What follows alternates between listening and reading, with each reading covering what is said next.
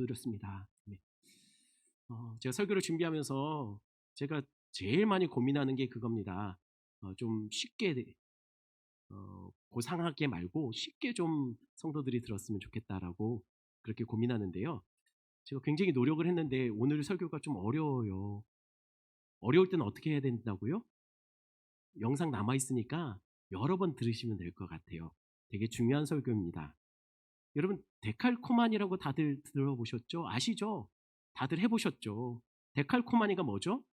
종이 한 면에다가 한쪽에만 이렇게 물감등이나 그림 같은 거를 그리고 그것을 두 겹으로 접었다 펼치는 거죠. 사실 이것보다 데칼코마니는 훨씬 더 넓은 개념이더라고요. 하지만 우리에게 익숙한 데칼코마니는 그런 겁니다. 이런 거요. 어떤가요? 반 점선을 따라서 접었다 펼친 그림. 좌우가 똑같아요. 대칭입니다. 아니 그런데 지금 미술 시간 아니죠. 미술 시간 아닌데 제가 왜 이럴까요? 왜냐하면 우리가 몇 주 동안 계속 살펴보고 있는 지금 우리가 아직도 홍해를 못 건너고 있지 않습니까? 몇 주 동안. 우리가 계속 홍해를 살펴보고 있는데 이 홍해 사건이 마치 데칼코마니처럼 성경의 이 부분을 딱 뭔가 이렇게 접었다가 펼친 것처럼 찍어낸 것처럼 오늘 홍해 사건과 너무 비슷한 성경 안에 어떤 사건이 있기 때문입니다. 그럼 도대체 어떤 사건이 홍해 사건과 그렇게 데칼코마니처럼 마치 찍어낸 것처럼 닮았을까요? 혹시 어떤 사건이 떠올려지지 않습니까? 네, 않습니다. 예. 떠올리지 않죠, 여러분들. 떠올려야 되는데. 어떤 사건이 홍해 사건을 꼭 닮았냐면요. 우리 창세기 1장에 등장하는 창조 기사가 홍해 사건을 꼭 닮았어요. 마치 접었다가 찍어서 펼친 것처럼요. 어쩌다 보니 비슷한 게 아니에요. 왜냐하면 학자들은 그렇게 말합니다. 홍해 사건을 기록하던 모세가 창조의 동일한 단어, 동일한 이미지, 동일한 표현들을 가지고 일부러 홍해의 기사를 읽을 때 사람들에게 아, 이거 창조네? 라고 떠올려지도록 일부러 그랬다는 거예요. 이미 우리 창세기 한번 봤죠. 그러니 복습도 할 겸 창세기를 한 번 더 해보겠습니다. 제가 다른 교회였다면 옆에 교회에서는 제가 이 설교 못합니다. 여러분들은 이미 창세기를 다 봤으니까 한번 복습한다고 생각하고 한번 다시 해보겠습니다. 여러분 하나님이 창조하실 때 제일 먼저 제일 처음으로 만드신 게 뭐죠? 빛 아닌가요? 빛이라고 하던데 다들? 예, 우리 교회는 아니죠. 창세기 1장 1절입니다. 복 받으실 겁니다. 예, 1장 1절 같이 있습니다. 태초에 하나님이 천지를 창조하시니라. 봐요. 하나님이 천지를 창조하셨다고 했잖아요. 제일 처음 만든 건 빛이 아니라 천지입니다. 그러면 이렇게 얘기하는 분이 있을 거예요. 아니 목사님 창세기 1장 1절은요 제목이죠. 천지 창조 1장의 제목 아닙니까? 그리고 요약이고 결론 아닙니까? 하나님이 태초에 천지를 창조하셨는데 그 천지는 이렇게 창조했다라고 2절부터 실제로는 창조의 이야기가 나오는 거 아닙니까? 실제로 학자들 사이에서도 이런 얘기들이 있었어요. 그러면 천지 창조의 실질적인 시작인 2절이라고 생각하는 부분 우리 한번 같이 볼까요? 2절에서 어떻게 이야기가 되는지 2절 같이 있습니다. 땅이 혼돈하고 공허하며 흑암이 깊음 위에 있고 하나님의 영은 수면 위에 운행하시나. 어라? 하나님이 지금 천지를 창조하려고 하는데 지금 하나님이 창조를 시작했는데 이미 뭐가 있습니까? 혼돈하고 공허한 땅이 있대요. 그러면 하나님은 무에서 유를 창조하신 분이 아니네요? 이미 혼돈하고 공허한 세상이 있었다는 얘기잖아요. 그러면은 이 혼돈하고 공허한 세상은 언제 만들어졌을까요? 2절에 나온 혼돈하고 공허한 세상은 언제 만들어졌냐는 거예요. 우리 1장 1절 다시 한번 보겠습니다. 태초에 하나님이 천지를 창조하시니라. 혼돈하고 공허한 세상이 언제 만들어졌습니까? 지금 보셨잖아요. 천지요. 하나님이 제일 먼저 만드신 건 천지인데 그 천지의 상태가 어떤 상태였다고요? 혼돈하고 공허한 온통 무질서하게 뒤죽박죽되어 있는 상태였다라는 거예요. 마치 이런 거와 같아요. 화가가 멋진 작품을 그리기 전에 제일 먼저 해야 될 게 뭡니까? 캔버스를 갖다 놔야 되죠. 자기의 작품을 담을 수 있는 공간이 필요하다는 거예요. 하나님은 지금 창조를 행하시려고 하고 있어요. 그런데 창조하신 그 모든 것을 담을 수 있는 뭐가 필요합니까? 공간이 필요한 거예요. 그게 천지였다는 거예요. 그런데 그렇게 만들어 놓은 천지의 상태가 어떻다고요?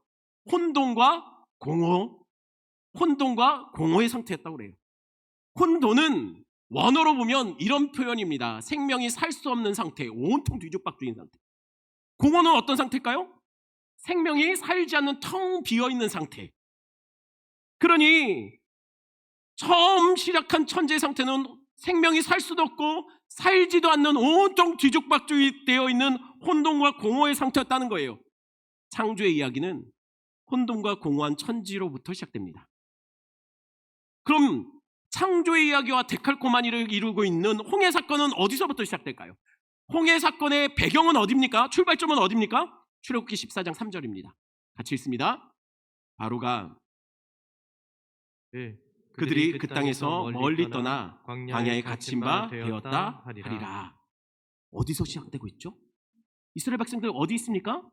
광야 끝 홍해 앞에 서 있어요. 그런데 이 모세오경의 광야에 대한 설명을 할 때 똑같은 단어를 많이 써요. 혼돈과 공허라는 표현을요. 광야는 황량해요. 생명이 살 수도 없습니다. 생명이 살지도 않은 상태예요. 그런 곳이 광야입니다.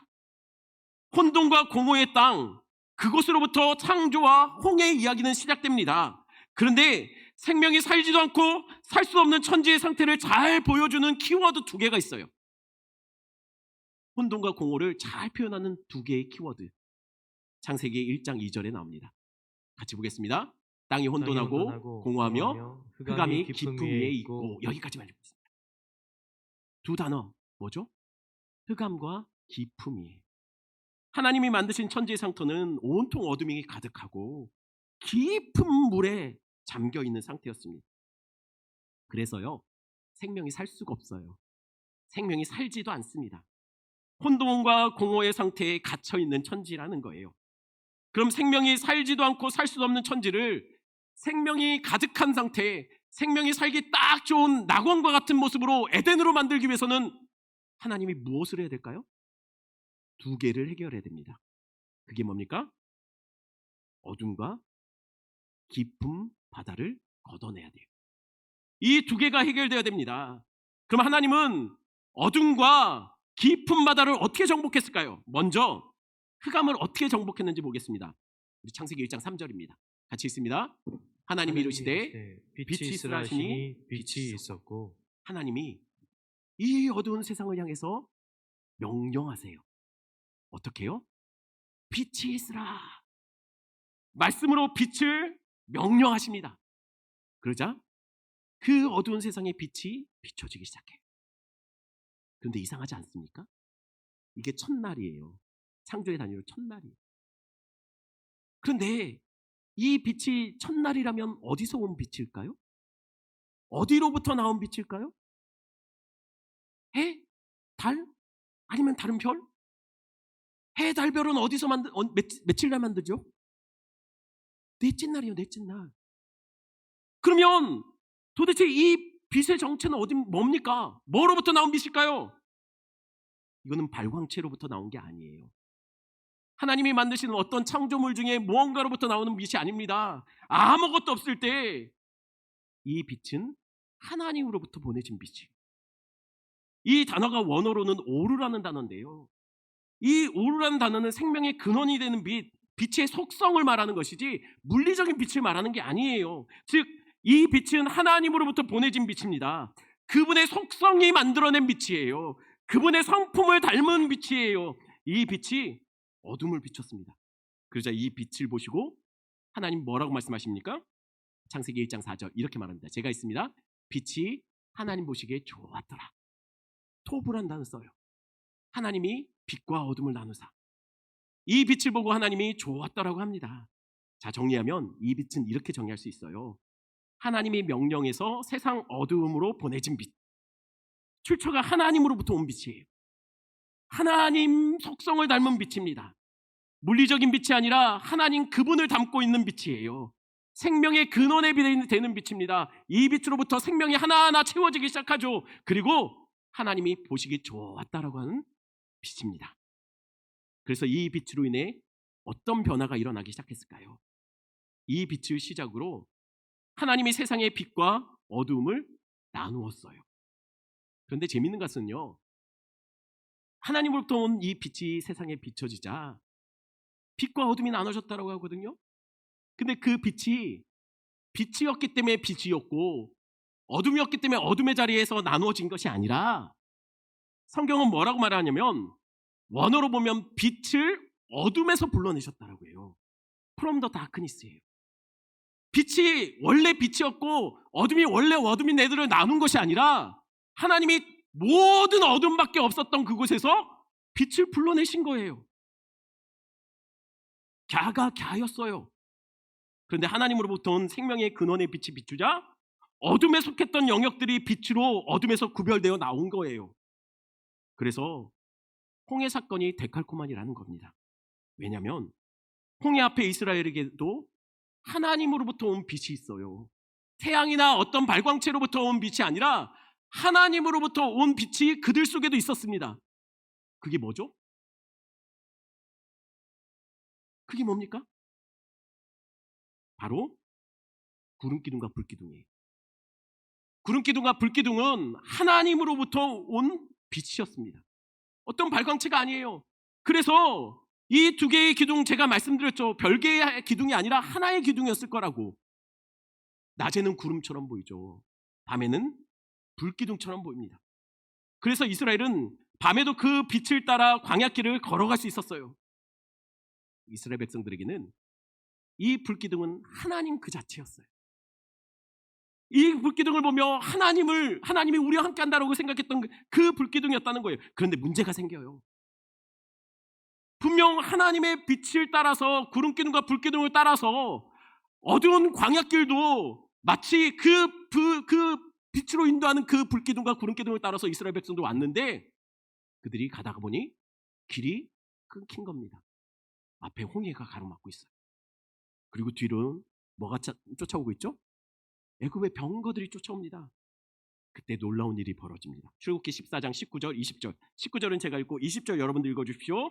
이스라엘 진 앞에 가던 하나님의 사자가 그들의 뒤로 옮겨가매 구름기둥도 앞에서 뒤로 옮겨 애굽 진과 이스라엘 진 사이에 이르러 서니 저쪽에는 구름과 흑암이 있고 이쪽에는 밤이 밝음으로 밤새도록 저쪽이 이쪽에 가까이 못하였더라.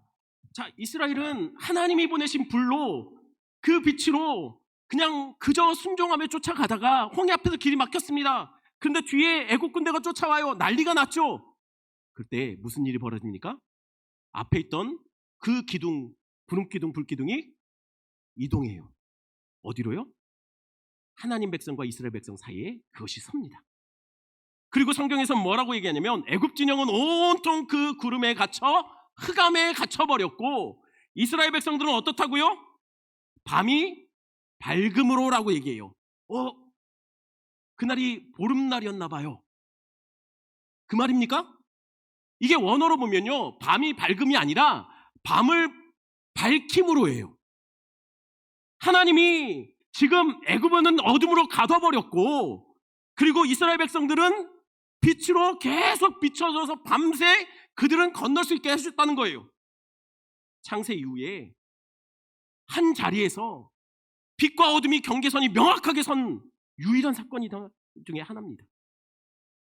그런데 우리가 기억해야 될 게 있어요. 이 빛과 어둠이 한 자리에서 나누어진 이것은요, 단순히 장소적인 개념이 아닙니다. 이건 지금 그들의 영적인 위치를 말해요. 어둠에 갇혀버린 애국 군대, 그들의 영적인, 하나님을 반역하고 하나님을 알지 못하는 영적인 상태를 나타내는 겁니다.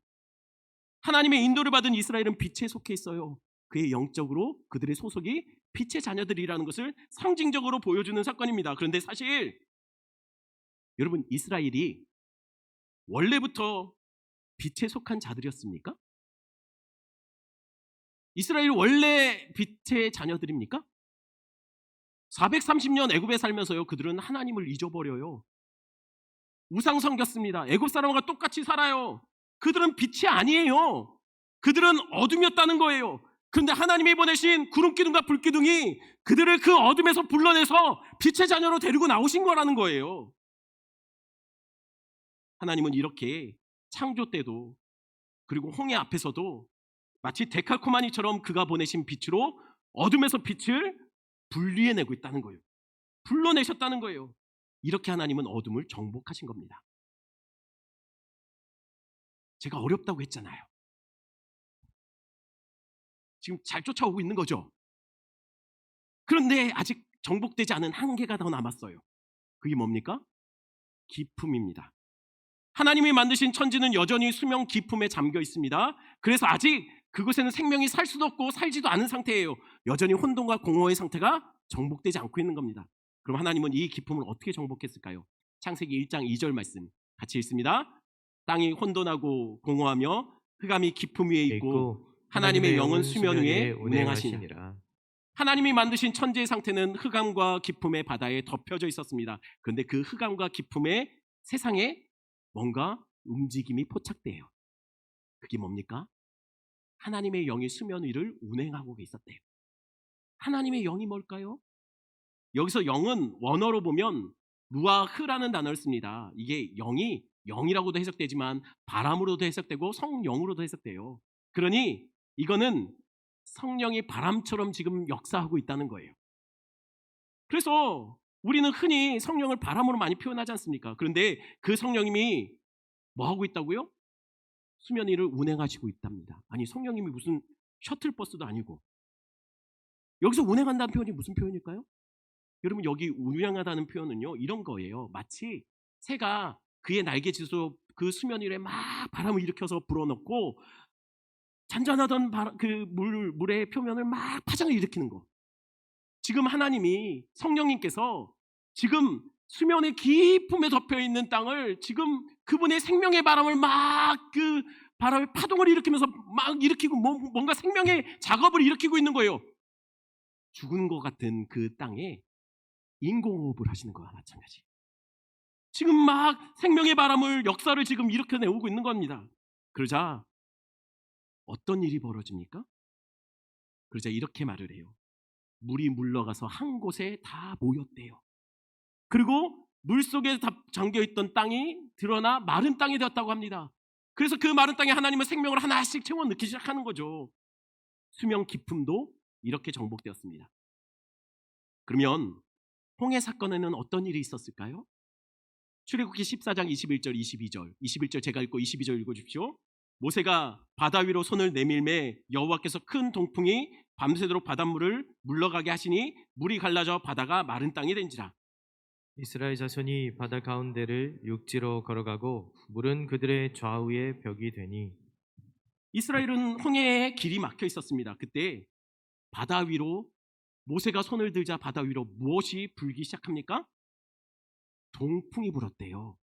근데 이 동풍의 이 바람이 원어로 루아흐입니다. 방금 전에 창세기 창조 때 불어왔던 수면 위를 운행하시던 성령님이 지금 홍해에도 그분이 똑같이 바람을 일으키시며 생명의 작업을 막 하고 있는 거예요. 그래서 어떤 일이 벌어지죠? 성령님이 수면 위를 운행하냐 물이 한 곳에 모이고 물속에 잠겨있던 땅이 드러났다고 해요. 이 홍해 사건에서도 마찬가지입니다. 성령이 바람처럼 역사하고 막 생명의 작업을 하니 물이 양쪽 벽으로 모이고 물에 잠겨있던 땅에 길이 돼서 마른 땅으로 드러나게 되었다. 그러면 참고로 홍해는 한 번에 갈라졌을까요? 아니면 천천히 갈라졌을까요? 모세가 손을 들자마자 싹 하고 갈라졌을까요? 아니면 손을 들자마자 동풍이 불면서 천천히 수면이 조금씩 밤새도록 점점 수위가 작아지더니 낮아지더니 갈라졌을까요? 한순간에 갈라졌다. 손 천천히 갈라졌다. 답은요, 제가 거기 없었어요. 잘 모릅니다. 하지만 정황을 보면 둘 다 어느 정도는 맞지만 굳이 하나를 선택하라면 1번 같아요. 왜냐하면 성경에 물이 갈라졌다라고 하는데 이 갈라졌다는 게 밀려났다는 게 아니라 찢어졌다, 쪼개졌다는 뜻이에요. 이게 천천히 밀어낸 게 아니라 급작스럽게 찢어지진 것처럼 그렇게 그런 단어입니다. 그리고 또 마찬가지로 양쪽에 물벽이 생겼다라고 해요. 그러니 수위가 낮아지면서 물이 물러간 것이 아니라 분명한 것은 갈라진 게 맞다는 거예요. 하지만 그럼에도 둘 다 맞다고 하는 이유는 동풍이 계속 불었다고 하지 않습니까? 동풍이 불었는데 어떻게 불었다고요? 21절에 보니까 밤새도록 동풍이 불어서 바닷물이 물러갔다라고 해요. 그럼 바람이 막 불어서 물을 계속 밀어냈다는 얘기 아닙니까? 그런데 원어로 보면 바람이 불어서 물을 물러가게 한 게 아니라 물러간 물을 바람이 불어서 붙잡고 있었던 거예요. 그냥 계속 받치고 있었다는 얘기입니다. 그리고 동풍은 계속 불어서 뭘 하고 있었죠? 또 젖은 땅을 말리고 있었어요. 뽀송뽀송하게 잘 건너는데 질퍽질퍽하지 않게. 그러니 하나님은 한 번에 가르셨고 남아있는 그래도 여전히 촉촉하게 있는 것을 계속 동풍으로 말리면서 밀려난 물, 양쪽에 있는 물벽을 계속 바람으로 계속 지탱하고 있었다라는 거죠. 어떤가요? 듣고 보니 이게 맞는 것 같죠? 복 받으실 겁니다. 그럼 묻겠습니다. 하나님이 창조를 통해서 어둠과 깊은 바다를 걷어내고 만들려고 했던 건 뭐죠? 창조의 궁극적인 목적이 뭡니까? 도대체 뭐길래 하나님은 바다를 잠재우시고 가르시고 어둠을 정복하셨을까요? 그래서 굳이 만들려고 했던 게 뭡니까? 하나님의 나라예요. 아름다운 복지를 낙원을 만들어서 그분이 너무 사랑하는 사람들을 만들어 그곳에 영원히 하나님과 교제하며 살기를 원하셨어요. 예배하는 백성들로 그분의 왕으로서, 그들의 왕으로서 하나님은 하나님의 나라를 꿈꾸고서 그렇게 하셨던 거예요. 그러면 홍해 사건, 홍해를 가르시면서 하나님은 도대체 하시려고 했던 것이 무엇일까요? 어둠 속에 속했던 하나님의 백성을 불러내셔서 홍해를 가르시고 그 마른 땅처럼 그 길을 걷고 결국 그들이 도착한 곳 약속의 땅 가나안 복지를 그들에게 선물해서 영원한 기업으로 그곳에 하나님의 나라를 만들기 원하셨습니다. 그러면 에덴과 가나안 땅에 하나님의 나라는 만들어졌습니까? 에덴이 하나님의 나라고 가나안이 하나님의 나라였습니까? 둘 다 실패했어요. 그럼 이상하죠? 하나님이 하시려고 했는데 이게 실패했대요. 그러면 하나님이 실패한 겁니까? 아니요.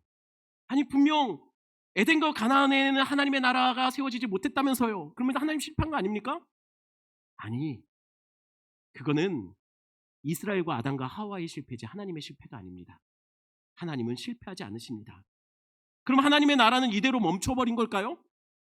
무기력하게 하나님도 더 이상 손댈 수 없게 돼버린 걸까요?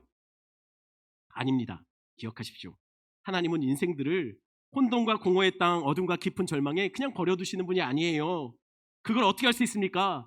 그거는요, 창조와 홍해 사건이 알고 보니까 얘들이 짝이 아니더라는 거예요.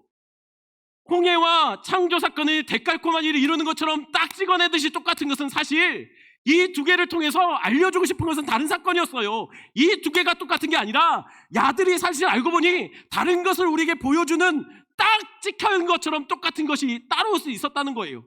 그게 어디에 나오냐면 요한복음 1장 1절 4절입니다.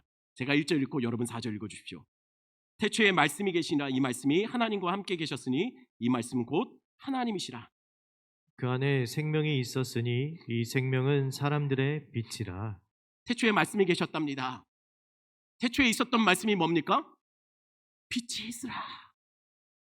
창조, 모든 없는 것을 있게 만들었던 죽음과 같은 땅을 생명으로 창조하도록 만들고 명령했던 말씀이 태초에 있었답니다. 근데 이 말씀이 뭐라고요? 하나님이시래요. 또한 이 말씀은 생명이고 빛이랍니다. 생명의 빛이 되는 말씀이랍니다. 하나님으로부터 보내진 빛, 태초부터 존재했던 빛. 그래서 하나님의 속성, 뭔가 다른 피조물로부터 만들어진 것이 아니라 하나님으로부터 하나님의 속성을 담고 있는, 아니 하나님 그 자체인 빛, 생명이 살 수도 없고 생명이 살지도 않는 죽음의 땅을 생명으로 가득 채울 수 있는 능력을 가진 빛, 그 빛이 하나님으로부터 보내져서 이 어두운 세상을 밝히기 시작했습니다. 근데 그 빛이 누구라고요? 예수 그리스도라고 합니다. 예수 그리스도가 이 어둠의 땅에 오신 거예요. 하늘 보좌를 버리고 그 하나님이신 그분이, 하나님 그 자체이신 그분이 이 땅에 이 어둠을 밝히기 위해서 이 땅에 오셨다는 거예요. 그러자 그분이 이 땅에 오시자 어떤 일이 벌어졌을까요? 에베소서 5장 8절입니다. 같이 읽습니다. 이더니 이제는 주 안에서 빛이라 빛의 자녀들처럼 행하라. 어둠이었던 우리가 빛의 자녀들로 나오게 되었어요. 우리가 빛이어서 빛이 아니라요, 우리는 어둠이었어요. 그런데 하나님으로부터 오시는 그 예수 생명의 빛, 태초부터 있었던 빛, 모든 생명의 근원이 되는 그 빛, 우리 예수님이 하늘 보좌를 버리고 이 어둠의 땅에 빛으로 오시자 어둠에 속했던 우리가, 그저 죄악에 속해 있던 우리가 그 어둠에서부터 어느 순간 빛으로 분리되어서 나오더라는 거예요. 우린 죽음 같은 깊은 절망을 끌어안고 살았던 사람들입니다. 우리는 도무지 생명이 살 수도 없고 살지도 않던 천지와 같은 황량한 메마른 황무지 같은 영혼을 가졌던 우리였어요. 그런데 하나님으로부터 온 그 빛이 우리를 비추어지자 생명이 살 수도 없고 살지도 않았던 우리의 영혼이 하나님의 나라요 성령이 거하시는 성전으로 바뀌더라는 거예요. 그러니 이상하죠. 왜 많고 많은 세상 사람들 속에 왜 우리일까요? 왜 어둠인 우리가 빛으로 불려졌을까요? 빛으로 불려졌다라고 했음에도 불구하고 여전히 우리는 어둠 같은데 왜 하나님은 우리를 불러서 빛이라고 명령하시는 걸까요? 아무리 봐도 우리 자신이 싫은데 왜 하나님은 우리를 보고 좋았다라고 말씀하시는 걸까요? 왜 의롭다고 말씀하시는 걸까요? 왜 그러셨을까요? 혹시 우리가 세상 사람보다 조금 더 의롭습니까? 아니면 우리가 세상 사람보다 좀 더 괜찮나요? 아니면 세상 사람보다 우리가 좀 더 실력이 있습니까? 아니요. 우린 세상 그 자체이고 순도 100% 어둠이었던 자들이에요. 그런데 하나님께서 우리를 빛으로 불러주셨어요. 왜 그러셨을까요? 왜 우리 같은 어둠이었던 우리를, 죽은 그 자체였던 우리를 왜 하늘 보좌를 버리고 이 땅에 예수를 보내셔서 우리 같은 영혼들의 빛을 비춰주시고 도무지 생명이 살 수 없고 살지도 못한 존재하지도 않는 우리의 영혼에 예수 소망으로 채우시고 예수 생명으로 채워주셨냐는 거예요. 그리고 우리 같은 자들을 성령의 전이라고 불러주십니다. 우리를 하나님의 나라라고 불러주시더라는 거예요. 왜 그러셨을까요? 모르겠습니다. 왜 우리인지 왜 전지 잘 모르겠어요. 제가 신학을 20년을 했는데요, 성경을 연구하면 연구할수록, 제가 묵상하면 묵상할수록 이 질문에 대한 답을 제가 내릴 수가 없어요. 그래서 제가 할 수 있는 대답은 이겁니다. 왜 그러셨을까요? 이게 다 주님의 은혜입니다. 자격 없는 자에게 거저 주시는, 어둠에도 불구하고 빛으로 불러내주시고 그 하늘 보좌에 있던 그 아들을 이 어둠의 땅에 보내셔 그를 발궈벗겨서 우리 생명 주시기 위해 십자가에 매달고 우리를 마치 그 빛인 것처럼 빛의 자녀들이라고 나를 불러주시고 의롭지 않은 자들을 의롭다 여겨주시고 우리를 보시고 사랑한다, 보기 좋아하시는 그 주님. 성탄은 바로 우리를 어둠에서 빛으로 불러내시기 위해 이 땅에 보내주신 예수 그리스도를 기념하는 날입니다. 그 은혜 생각하며 우리 이 찬양 같이 부릅니다.